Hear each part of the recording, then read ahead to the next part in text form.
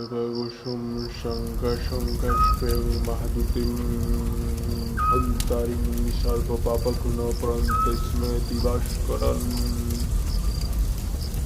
হরি হরি হরি ও বজ্র হয়েছে মৃদু ফটফট স্বাহা ও মা দেবী শ্রী শ্রী ছন্নমস্তক দেবী মা স্বাহা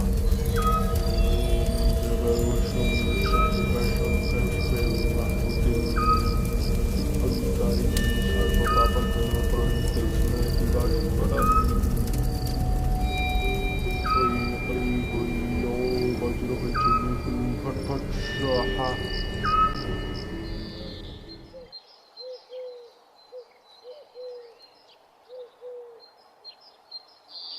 কি গো দাদা, এত চিন্তা করছো কেন? কিছু বিপদ ঘটেছে নাকি? আমাকে বলো না। হ্যাঁ বাবা, আমি খুব চিন্তায় আছি। কাল রাতে খুব ঝড় বইছিল। তুমি জানো আমাদের বাড়ির অবস্থা। কাল রাতে কোনো হঠাৎ জোর বাতাসে জানালার কাঁচটা ভেঙে গেল। এত বছর হয়েছে কিন্তু এমন ঘটনা কখনো ঘটেনি। আমার খুব ভয় করছে। এ কোনো সাধারণ ঘটনা নয়। আমি রাতে উঠে দেখেছি আমার ঘরের মধ্যে কোনো একটা অবয়ব ঘুরে বেড়াচ্ছে।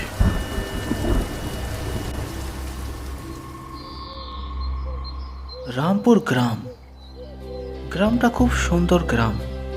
গ্রামের খুব অল্প মানুষ এখানে বসবাস করে। সকলেই শান্তিতে থাকে। গ্রামে একটা ছোট্ট পুকুর আছে। বাচ্চা ছেলেদের খেলার মাঠ আছে। মাঠের একপাশে কমলা কাকির বাড়ি। কাকির বয়স হয়েছে। কাকির পায়ের ব্যথা খুব বেড়েছে। তাই এই বছর 3 হলো কাকি বসেই সব কাজ করেন, বসেই কথা বলেন। কাকির সঙ্গে থাকেন 2জন মেয়ে।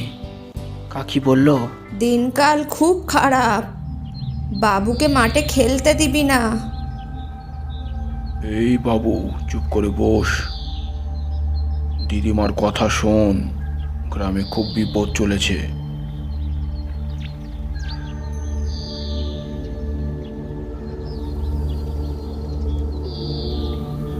রাত তখন প্রায় 1টা বাজে হবে।